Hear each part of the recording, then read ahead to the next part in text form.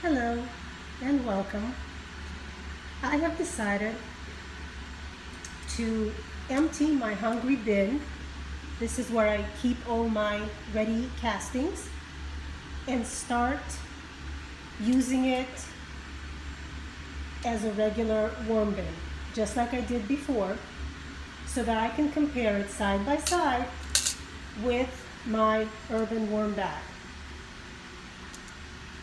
The dimensions on this, of course, is a little bit different than the worm bag. This is smaller. The hungry bin measures 21, let's say like about 21 by 21. Like that. Yeah. And then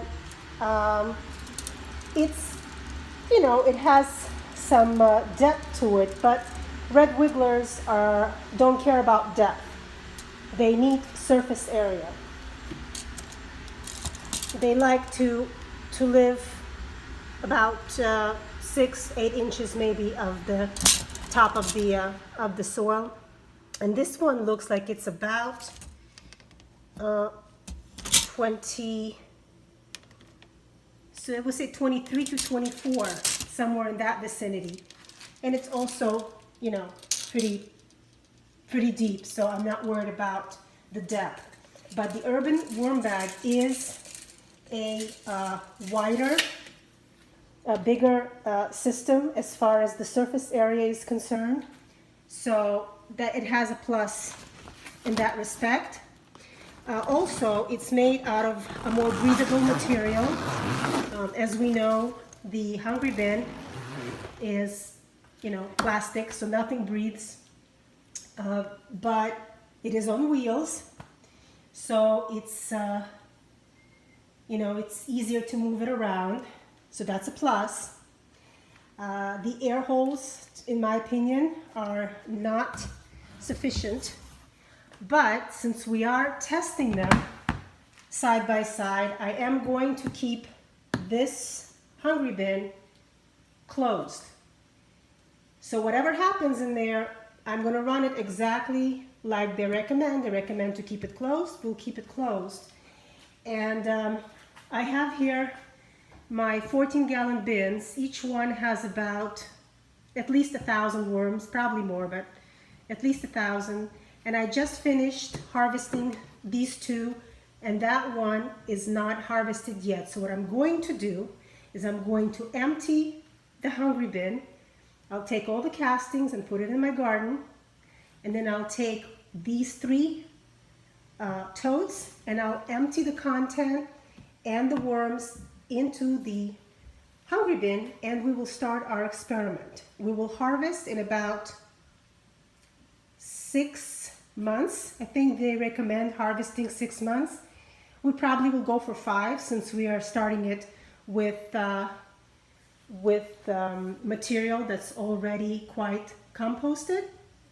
So let me go and empty this, and we will come back and I'll show you what it looks like. Okay, and now the hungry bin is completely empty of all castings. It has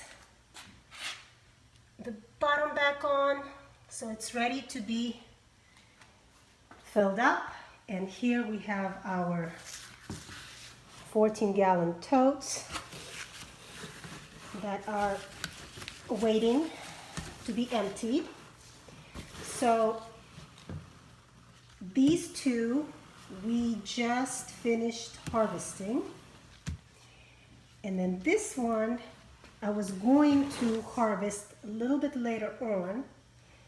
So I am going to make this the bottom. You can see that the material is quite nice and dark, so this will be, I think, a good start.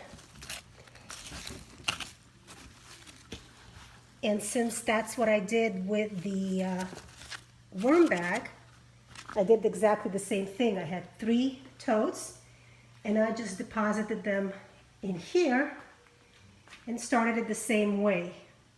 So actually they're starting on equal grounds if you come to think about it. So let me empty the contents and the worms, and we'll be back. And we are done. So these 3 bins are now empty, and the contents are now in the hungry bin. There's a lot of material that is still uncomposted. That's because I just harvested 2 of the bins that were in here. So there's a lot of new bedding, and there's food. I fed them watermelon, so they have food, and there's plenty of microbial activity since these bins have been going on for a while now. Normally, if you would start a new bin, of course you would let it sit for at least a week with bedding and food, and let the microbes accumulate in the bins, the bacteria, fungus, all these things, because you don't want to put your worms in a sterile environment. They will not be happy. So we are done here. They're probably going to crawl because they have been disturbed. I'm going to close the lid, and hopefully they will settle down